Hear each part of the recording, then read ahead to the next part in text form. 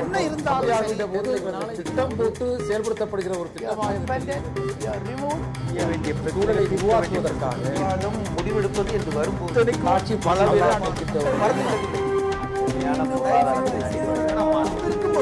எதிர்த்து பேசிட்டு நேர்பட பேசி தொடர்கிறது. திரு ஜெயராமன், மத்திய அரசாங்கம் சட்ட அமைச்சகம் கருத்து கேட்டிருக்கிறது அவர்கிட்ட. இந்த அனுமதி, ஆளுநர் கொடுத்த அனுமதியின் பேர்ல மேல்முறையீடு செய்யலாமா வேணாமா, அந்த அனுமதியை ரத்து செய்யலாமான்னு சொல்லி உச்சநீதிமன்றத்தினுடைய தலைமை வழக்கறிஞராக இருக்கிற அட்டார்னி ஜெனரல்கிட்ட கேட்குறாங்க.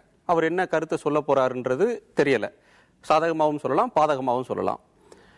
அது சட்ட ரீதியான நடைமுறை தான் ராமமூர்த்தி சொல்றார். இல்லை, அது அரசியல் காரணங்களுக்காக அவர் வளைஞ்சு கொடுப்பார், சட்டத்தின் முன்னாடி எல்லோரும் சமம்ன்றது மாதிரி தெரியல, இதுல சட்டத்தை வளைக்க பார்க்கிறார்கள்னு தியாகும் குமாரதேவன் சொல்றாங்க. இப்ப எனக்கு எழக்கூடிய கேள்வி, சுப்பிரமணிய சுவாமி ஒரு சட்ட போராளி, நீதிமன்றங்களுக்கெல்லாம் சென்று சட்டத்துக்காக நீதிக்கு போராடுற ஒருத்தர். இப்ப இந்த வழக்குல ஒரு கீழ் நீதிமன்றம் குற்றம் சாட்டப்பட்டவர்களை விடுதலை செஞ்சிருச்சு. சங்கர் ராமன்றவர் இறந்தது உண்மை, அதுல ஒருத்தர் மேல்முறையீடு போகணும்னு சொல்லி கவர்னர் அனுமதி கொடுத்துடுறாருன்னு வச்சுக்கோங்க. அதான் ஃபேக்ட். இந்த வழக்கை பொறுத்தவரையிலும் அந்த அனுமதி கொடுத்த நிலையில என்ன ஆகும், உயர்நீதிமன்றத்திற்கு வழக்கு போகும். அங்க போய் நிரபராதின்னு சொல்லி நிரூபிக்க முடியும். கீழ் நீதிமன்றத்தில் நிரூபிச்சுக்கிட்டவங்க உயர்நீதிமன்றத்தில் பண்ண முடியும். சுப்பிரமணிய சாமியாலே அதை பண்ண முடியும். ஆனா மேல்முறையீட்டுக்கே போகக்கூடாதுன்னு அவர் வாதிடுறது ஏன்? சங்கராச்சாரியார் கைது செய்யப்படுகிறார். ரொம்ப பெரிய போராட்டத்தின் அடிப்படையில் உச்ச நீதிமன்றத்தில் நாங்கள் பெயில் வாங்குறோம். அந்த பெயில் கொடுக்கும்போது உச்ச நீதிமன்றம் சொல்றாங்க, இது எடுத்துக்கொள்ளவே தகுதி இல்லாத ஒரு கேஸ், அரசாங்கம் கொடுக்கக்கூடிய எவிடன்ஸ் எல்லாம் ரொம்ப ரொம்ப மோசமாக நிலையில் இருக்கிறது, நான் பெயில் கொடுக்குறேன், இருந்தாலும் இந்த கேஸை தமிழ்நாட்டில் நடத்த வேண்டாம்னு சொல்றாங்க, பாண்டிச்சேரி போய் நடத்திக்கோன்னு சொல்றாங்க. ஆந்திராவில் இது ரிலேட்டட் கேஸ் ஒன்று நடக்குது. ஆந்திரா உச்ச நீதிமன்றத்தில் தமிழ்நாடு அரசுக்கு ஏன் நோக்கம் கற்பிக்கிறீங்க? இதுல நாங்க சொல்லல, உச்ச நீதிமன்றத்தில் சொன்னாங்க. இது ஆந்திரா ஹைகோர்ட்ல ஒரு கேஸ் நடக்குது, ரிலேட்டட் சங்கராச்சாரியர் மேட்டர். அதுல சொல்றாங்க, பாஞ்சாலியை துச்சாதனன் எப்படி துயில் உரிச்சானோ அந்த பாஞ்சாலி நிலைமையில சங்கராச்சாரியார் இருக்கார். அவருடைய தாக்கங்களை, அவருடைய ஒரு விஷயத்தையும் சொல்ல முடியாத ஒரு சூழ்நிலையில் கையெல்லாம் கட்டுப்பட்டு ஒருத்தரை கூண்டுல போட்டு அடிக்கிறாங்க, அது இது முறையற்ற செயல் அப்படின்னு சொல்லிட்டு ஆந்திரா ஹைகோர்ட்ல ஒரு தீர்ப்பு கொடுக்குறாங்க. அதே மாதிரி பாண்டிச்சேரியில் தமிழ்நாட்டில் வேண்டான்னு நாங்க போராடி பாண்டிச்சேரி வாங்கிட்டு வந்தோம். மறுபடியும் தமிழ்நாட்டுக்கு தான் வரப்போகுது. தமிழ்நாடு யாருடைய ஆளுகையில் இருக்குது? கிளின்ச் எவிடன்ஸ் சட்டமன்றத்தில் சொன்ன முதலமைச்சர் தான் இப்ப முதலமைச்சரா இருக்காங்க. அவங்க குற்றஞ்சாட்டப்பட்டவர் தானே சங்கராச்சாரியார். எங்களுக்கு எப்படி நீதி கிடைக்கும்? இன்னொரு தடவை அவரால் வளைச்சாரு, இவரால் வளைக்க முடியாண்டா, உங்களால பாண்டிச்சேரி வளைக்க முடியல, இப்ப இங்க வளைச்சிட மாட்டீங்களா நீங்க? உங்க பேர்ல எங்களுக்கு அந்த தாக்கம் இருக்காதா? அதனால ஜஸ்டிஸா இருக்கணும். அழகா தெளிவான ஒரு ஜட்ஜ்மெண்ட் கொடுத்திருக்காங்க. சுப்பிரமணிய சாமி அவர் எங்களுக்கெல்லாம் அவர் தான் தெய்வம். நாங்க சுப்பிரமணிய சாமி தெய்வமா கூட வணங்குறோம். அவர் இதுக்காக போயிருக்காரு. போகக்கூடாதுன்னு சொல்றதுக்கு யாருக்கும் இந்த நாட்டில் உரிமை கிடையாது. போகட்டும், அட்டார்னி ஜெனரல் சொல்லட்டும், மறுபடியும் வரட்டும். நான் கேட்கிறது தவறில்லை என்றால் எந்த நீதிமன்றம் எங்க மேல்முறையீட்டுக்கு போனாலும் தவறு இல்லைன்றதாக நீ எதையும் செய்யக்கூடாது இல்லையா? தவறுன்னா தவறு, அதையும் முறையிலே கிளியிடணும்.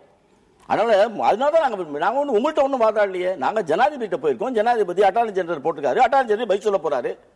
ஆனால் இங்க வேணாம்னு சொல்றேன். இன்னொரு வேணாலும் கர்நாடகாவில் நடத்துங்க, இன்னொரு இடத்துல ஸ்டேட்ல நடத்துங்க, தமிழ்நாட்டில் வேண்டாம் எங்களுக்கு. உயர்நீதிமன்றம் வேண்டாம் சொல்லிதான் நீங்க பாண்டிச்சேரி போனோம். மறுபடியும் அவர் ஐயா தியாக ஐயா சொன்ன மாதிரி அந்த பாண்டிச்சேரிக்கு ஒன்றும் அதிகாரமே இல்லைன்னா பாண்டிச்சேரிக்கு வந்து ஏன் கையெழுத்து வாங்கினீங்க? தமிழ்நாடு ரோசையாவே கையெழுத்து போட்டுக்கலாமே.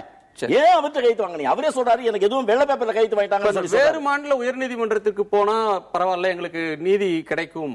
சென்னை உயர்நீதிமன்றத்தில் நடத்துறதுன்றது சரியானதாக இல்லைன்னு திரு ஜெயராமன் அவர்கள் அப்படி இல்ல, அப்படிதான் வாங்கினோம். பாண்டிச்சேரி போனதே சங்கராச்சாரியர் சொல்லிடலாம். இல்ல நான் அவங்க தாராளமா அப்பீல் போடுறதுக்கு நீங்க மனு இது கொடுங்க அப்படின்னு சொல்லி சொல்லலாம். சங்கராச்சாரியர் பத்தி பேச சங்கராச்சாரிய வழக்கு தான் நடந்துட்டு இருக்கு. நீங்க சங்கராச்சாரியா போறீங்க. ஐயா வந்து நீங்க முறையீட பத்தி பேசுறா, நீங்க சங்கராச்சாரிய பத்தி பேசக்கூடாது. தப்பா ஒண்ணு சொல்றாரு. அதாவது ஒரு மனு போட்டோம், இது மாதிரிலாம் வந்ததே, இவ்வளவு கஷ்டமா இருக்கு, துச்சாந்தபர் தூக்கில் உறிஞ்சிருக்காங்களே அப்படின்லாம் சொன்னதெல்லாம் சொன்னார். பெயில்ல சில வார்த்தைகள் சொன்னார்கள், அது உண்மை. ஆனால் கடைசியில் என்ன சொன்னார் என்று சொன்னால், இது பிணைக்கு மட்டும்தான் பொருந்துமே தவிர மற்றபடி இதுல சொல்லியிருக்கக்கூடிய எங்களுடைய அந்த இது வந்து வழக்கினுடைய மெரிட்ஸுக்கு போகாது, இதோட வழக்கினுடைய உண்மைத்தன்மைக்கு எடுத்துக்கொள்ள கூடாது என்றுதான் அதுல ஜட்ஜ்மெண்ட்ல வந்து சொல்லியிருக்காங்க. இதுல பெயில் கொடுக்கும்போது 69 நாள் உள்ள இருந்ததுக்கு அப்புறம் பெயில் கொடுக்கும்போது இதே நேரத்தில் வந்து ஒன்றை நினைவுபடுத்துகின்றேன். இந்த வழக்கில் வந்து 2 துரைசாமிகள் மிக திறமையாக பேசி வாதாடி இருக்கிறார்கள். ஒன்று, அப்போது பப்ளிக் ப்ராசிக்யூட்டராக இருந்த கே துரைசாமி, சீனியர் வழக்கறிஞர், பப்ளிக் ப்ராசிக்யூட்டராக இருந்தவர். அவர் வந்து ஹீஸ் அ செயிண்ட் அப்படின்னு சொல்லிட்டு இவங்க வாதிடும் போது சொன்னாங்க ஹீஸ் அன்டிசர்வ்டு கிரிமினல் அப்படின்னு ஒரு வார்த்தையை அவர் வந்து அவர் சொன்னார். ரொம்ப எல்லாம் பேசினாங்க, அச்சா உச்சன்னு எல்லாம் சொன்னாங்க. அதற்கு பிறகு இந்த வழக்கு விசாரணைக்கு வரும்பொழுது சக்திவேல் என்கின்ற விசாரணை அதிகாரி ஐயா முதல்ல ஆரம்பத்தில் ஒன்று சொன்னார், அப்பயே நான் மறுக்கணும்னு சொன்னேன், அதை மறுக்க முடியல. அப்போ சொன்னாங்க வந்து கைதுன்னு சொன்ன அடுத்த விஷயமே அமைதியாக வந்துட்டாரு அப்படின்னு சொன்னார். ஆனால் அமைதியாக வரல. அவர் எப்படிலாம் வந்தாரு, அவர் எப்படி போய் இவங்க கேட்குறாங்க எல்லாத்தையும் வந்து உயர்நீதிமன்றத்தில் நீதிபதி ஆர் பாலசுப்ரமணியத்தின் முன்னாடி வந்து போட்டு காட்டினாங்க, வீடியோ போட்டு காட்டினாங்க. அப்போ இவர் வந்து பேசுறதும் முடியாதுன்னு சொல்றதும், இல்லை நான் உங்களை அழைச்சிட்டு போவேன், கையை பிடிச்சி இழுத்துட்டு போவேன் அப்படின்னு சொல்லி இவர் சொல்றதும், வேற வழியில நீங்க வந்துதான் ஆகணும்னு சொல்லி இவங்க போய் கெஞ்சறதும் இருங்க. எல்லாத்தையும் வீடியோ இருக்கிறது, வீடியோ இருக்கிறது. நீங்க சமூகத்துல உயர்ந்த அந்தஸ்துல இருக்கிறீங்க, நீங்க பெரிய ஆளா இருக்கிறீங்க, நீங்க வந்து எல்லாத்தையும் அரசாங்கத்தை நிர்வகிக்கக்கூடிய அளவுல வந்து நீங்க இருக்கிறீங்க. ஆகவே வந்து நீங்க வந்து செஞ்சுட்டு இருக்கிறது தவறான தகவல். அதுக்கப்புறம் வந்து சக்திவேல் வந்தாரு.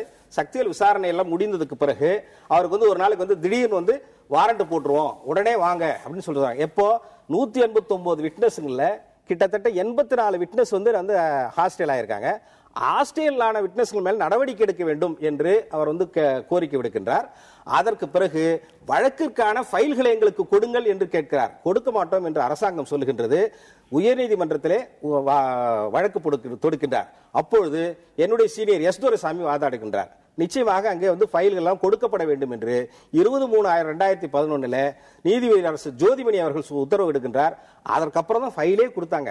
அதாவது சாதாரணமா ஏதோ ரொம்ப நாங்களாம் வந்து நீதிமன்றத்தில் வந்து ரொம்ப அருமையா வந்து ஜட்ஜ்மெண்ட் வாங்கியிருக்கோம்லாம் இல்ல, ரொம்ப அழுகுடித்தனமான ஒரு தீர்ப்பு.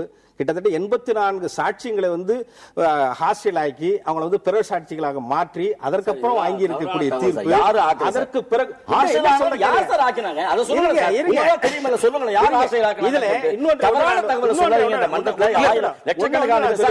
ஒரு சாட்சி பல்டி அடிச்சிடறாரு, ஒரு போலீஸ்காரங்க வந்து கூட்டு போய் ஒருத்தரை சாட்சியா நிறுத்துறாங்க. அந்த சாட்சி பல்டி அடிக்கிறார், அவர் பிறல் சாட்சின்னு சொல்றீங்க, ஹாஸ்டல் ஆயிட்டாருன்றீங்க. ஒரு அப்ரூவர் ஹாஸ்டல் ஆயிடுறாரு. அப்ப அதுக்கு வந்து குற்றம் சாட்டப்பட்டவர்கள் மேல நீங்க குறை சொல்லுவீங்களா, அல்லது ஒரு பொய் சாட்சியா ஏன் போலீஸ் தயாரிச்சிருக்க கூடாது? அது இல்ல, குற்றச்சாட்டப்பட்ட மேல யாருக்கு பெனிஃபிட் போகுதுங்கறத பாருங்க. நீங்க சார் யாருக்கு போனா எனக்கு என்ன சார், அவன் பிறல் சாட்சியா கிட்டத்தட்ட ஒவ்வொரு சாட்சிகளும் அங்க இருக்கக்கூடிய மேஜிஸ்ட்ரேட்டுகள் முன்னாடியில தான் நடத்தப்படுகிறது. எல்லாத்தையும் அவர் தான் ரெக்கார்ட் பண்றார், ஒவ்வொரு வாக்கு மூலமா அவர்கள் மூலமா.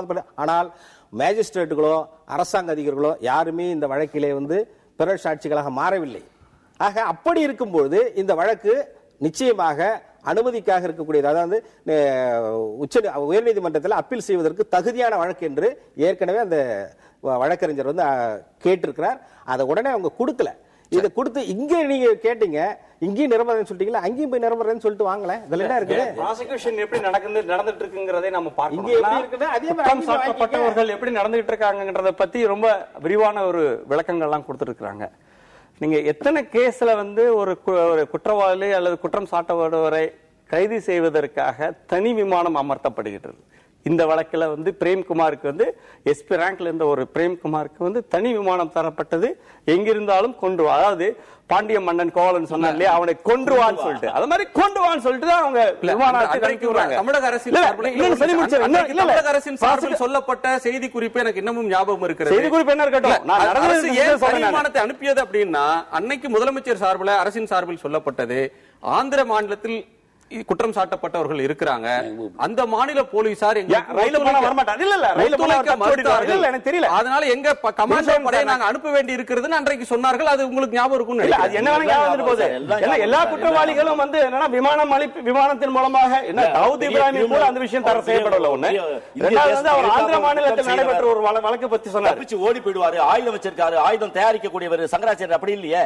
சாதாரண அவர் சொன்னார் அருணா கோடி கூட இல்லாத ஒரு எங்கேயும் ஓட மாட்டாரு, எங்கேயும் ஓட வேண்டிய அவசியம் இல்ல அவருக்கு. தமிழக அரசாங்கத்தினுடைய செயல்பாடு எங்கேயும் ஓடி போயிட மாட்டாரு. அங்க ஒரு வழக்கு ஹைதராபாத்லயும் அவர் மீது வந்து ஒரு பொதுநல வழக்கு தாக்கல் செய்யப்படுது. ஏன்னா இவர் அரசாங்க ஒரு மில் வளாகம், அந்த மில் வளாகத்துல அவர் இருந்த பூஜையில வந்து என்னன்னா நரபலி கொடுக்கப்பட்டது. இன்னொரு எஃப்ஐஆர் அதுல வந்து இன்னொரு கொலை கேஸ் அவர் பேர்ல போடணும்ன்றதான் வழக்கு. அந்த வழக்குல தான் வந்து எந்த விதமான ஆதாரமும் இல்லாமல் 19 பொதுவான ஒரு தமிழக அரசு எப்படி வழக்கு போட முடியும் சார்? இது வந்து தமிழக அரசு ஏற்பாடு செய்யப்பட்ட ஒரு தமிழக எங்க வேணாலும் போய் தமிழக அரசு ஏற்பாடு. அன்றைக்கு நடந்த ஆட்சி காங்கிரஸ் ஆட்சி, ஒய்எஸ்ஆர் இருந்தாரு. கேஸ் போட்டது ஆந்திர அரசாங்கம் போடல. மன்னிக்கணும், ஆந்திர உயர்நீதிமன்றத்தில் பொதுநல வழக்கு தாக்கல் செய்யப்பட்டது. அந்த பொதுநல வழக்கில் ஆந்திர அரசாங்கம் வந்து ஆந்திர உயர்நீதிமன்றம் வந்து அந்த மாதிரியான ஒரு தீர்ப்பை வழங்கியது. ஆக வந்து என்னன்னா அந்த வழக்கு, அதாவது தமிழ்நாட்டில் மட்டுமல்ல ஆந்திரத்திலும் ஒரு வழக்கு ஜோடிப்பதற்கான முயற்சி நடைபெற்றது. ஆரம்பத்திலேயே அது ஆந்திர உயர்நீதிமன்றம் கிள்ளி எறிந்து விட்டது.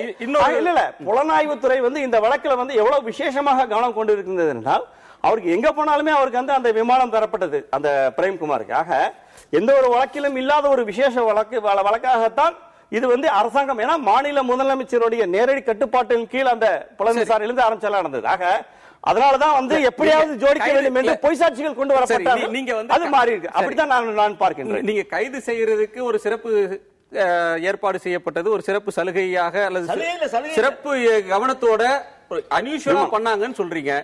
இப்ப அவரை விடுவிக்கிறதுக்கு அல்லது அவருக்கு சாதகமாக சில அன்யூஷுவலான முயற்சிகள் டெல்லியில் நடக்குதுன்னு தியாகு சொல்றாரு. நம்ம இது புதுசா விடுதலையாக அவர் ஏற்கனவே ட்ரையல் கோர்ட்ல விடுதலை ஆயிட்டார். இல்ல, இப்பவும் உதவுறாங்கன்னு சொல்றாரு திரு தியாகு.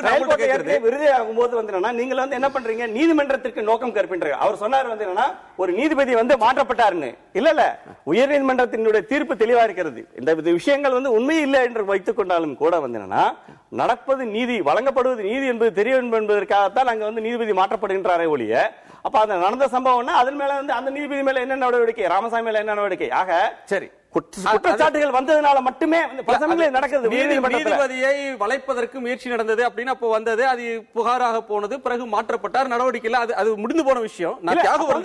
ஒரு முடிந்து போன ஒரு விஷயம் எப்படி இது வந்து சுட்டி காட்டப்படுகின்றனால் இதற்கு முயற்சி நடந்ததாக அது நிறுவனம் என்று சொல்லுகின்றது. அந்த மாதிரி ஒரு நிறுவனம் எதுவும் இல்லைங்கிறது தான் சொல்ல வருகின்றேன். தியாகு, இதுல வந்து அரசு மேல்முறையீட்டுக்கு செல்வது என்பது ஒன்று, பாதிக்கப்பட்டவர்கள் மேல்முறையீட்டுக்கு செல்வது என்பது ஒன்று. இதுல சங்கர்ராமன் இறந்து போனார் என்பது உண்மை. ஆனால் சங்கர்ராமன் குடும்பத்தினரே கூட இதுல பிறல் சாட்சியாக இருந்திருக்கிறாங்க. அவங்க நியாயமாக சாட்சி சொல்லல. இந்த தீர்ப்பு குறித்து சங்கர்ராமனுடைய பையன் சொன்ன செய்தி நமக்கு வந்திருக்கு. நான் அதிர்ச்சி அடைந்தேன். இவ்வளவு பேர் விடுதலை செய்யப்படுவார்கள் என்று நான் நம்பவில்லை. சோமசுந்தர கணபாடிகள் என்ற பெயரில் சங்கர்ராமன் எழுதிய அந்த கடிதங்கள், இப்ப நான் சொல்றதுல நீங்க தயவு செஞ்சு யாரும் குறுக்கிட வேண்டாம். ஏன்னா சங்கராச்சாரியாருடைய அந்த பிம்பம் என்பதை முன்னிறுத்தி கொண்டு அரசுக்கு முன்னால நிக்குது. நான் வெறும் இந்திய அரசை மட்டும் சொல்ல, தமிழக அரசுக்கு முன்னாலே நிக்குது. வழக்கை தொடர்ந்து நடத்துவதில் ஆரம்பத்தில் காட்டிய அக்கறையை பின்னால் அவர்கள் காட்டவில்லை. நான் இதில் ஆளுங்கட்சி எதிர்கட்சி எல்லாரையும் குற்றம் சொல்லுவேன். அந்த பிம்பம் ஒன்று நிக்கிறது. ஐயா சொன்னாங்க பாஞ்சாலியை துகிலுரித்தது போலன்னு சொல்லி. உண்மையில் துகில் உரிந்து நின்றவர் இவர் என்று அனுராதா ராமன் சாட்சியம் சொன்னார்.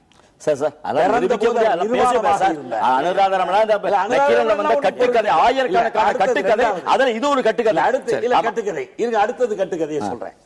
இவர் இந்துக்களின் தலைவர் என்பதை நாங்கெல்லாம் ஒத்துக்கல. ஏன்னா நான் இந்துவோ முஸ்லாமியனோ மதம் எந்த மதத்தையும் சேராதவன். ஆனால் பூரி சங்கராச்சாரியார் ஒத்துக்கொள்ளல. இவரை ஒரு சங்கரம், காஞ்சி சங்கர மடத்தை அங்கீகரிக்காத இன்னொரு சங்கர மடம் இருக்கிறது. அது வேறு விவாதம். இந்துக்களின் தலைவர், இத்தனை கோடி இந்துக்களின் தலைவர், இத்தனை கோடி இந்துக்களின் தலைவர் இது வந்து ஒரு ஆர்கனைஸ் இந்துக்கள் மாதிரி தலைவர் இருக்கவே மாதிரியே மசீத் மாதிரி ஒரு ஆர்கனைஸ் ரிலீசிங் ரீதியில கிடையாது. இல்ல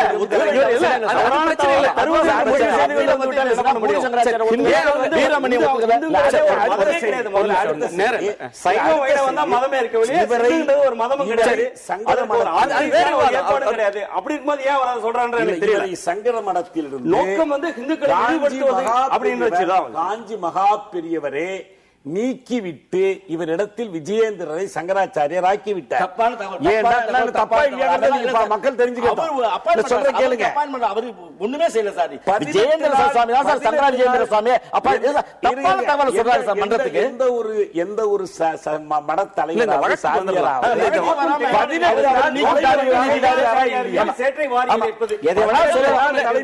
தெரியுது 18 நாள் தலைமறைவாக இருந்தார். அதெல்லாம் ஒண்ணும் இல்ல சார். அடுத்த தலைக்காவில் இருந்த அவர் தபத்துக்கு போனாரு, ஓடி போயிட்டார். நீங்க தவறான தகவல் சொல்றீங்க. எங்கேயும் போல இந்தியாவில் தான் இருந்தார். தண்டத்தை மடத்திலேயே விட்டு போய்விட்டார். தண்டத்தை விட்டு விட்டு போனால் சந்நியாசத்தை விட்டு விட்டதாக பொருள். எனவே அவரிடத்தில் நான் விஜயேந்திரரை சங்கராச்சாரியர் ஆக்குகிறேன். மூன்று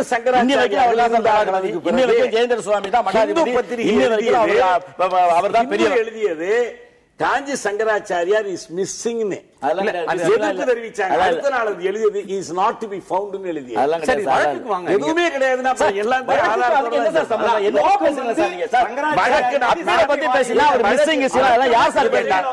பழைய கதை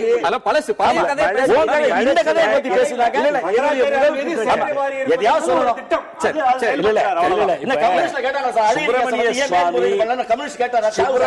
சுவாமியை சார் அழகிரி கேஸ மேல்முறையீடு இன்னும் செய்யலன்னு தமிழக அரசு கம்யூனிஸ்ட் இது வரைக்கும் அப்பீல் வச்சிருக்காங்களா? இது வரைக்கும் வச்சிருக்காங்களா? இல்ல அதுல 84 வழக்கு கூட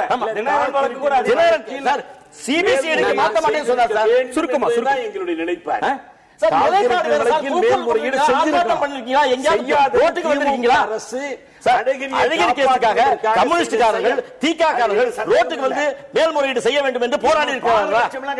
அதை சொல்லுங்க சார். முதல்ல சங்கராச்சாரியருக்கு இவங்களுக்கு என்ன சம்பந்தம்? இவங்க வரும்போது அதற்கு போனார்களா?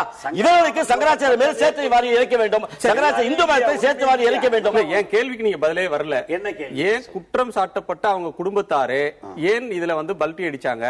ஏன் இதுல ஏராளமானவர்கள் பிறல் சாட்சியாக போனார்கள்? ஏன் பாதாளம் வரைக்கும் பாயுங்கிறதுக்கு யூனிவர்சலான பேச்சு இதெல்லாம் இல்ல சார். பேச்சா இதெல்லாம். ஆமா, தமிழக அரசின் நடவடிக்கை இதுல சரியில்லை.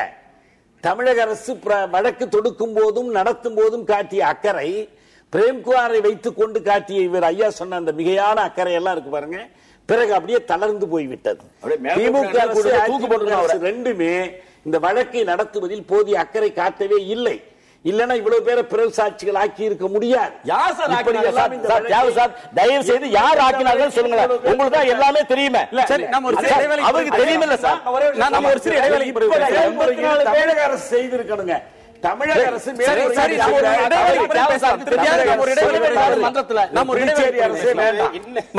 ஒரு இடைவேளைக்கு பிறகு பேசலாம். ஒரு இடைவேளைக்கு பிறகு நேர்பட பேசு தொடரும்.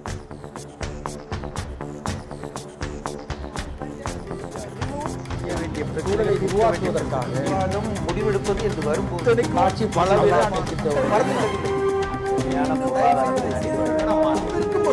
எதிர்த்து பேசிட்டு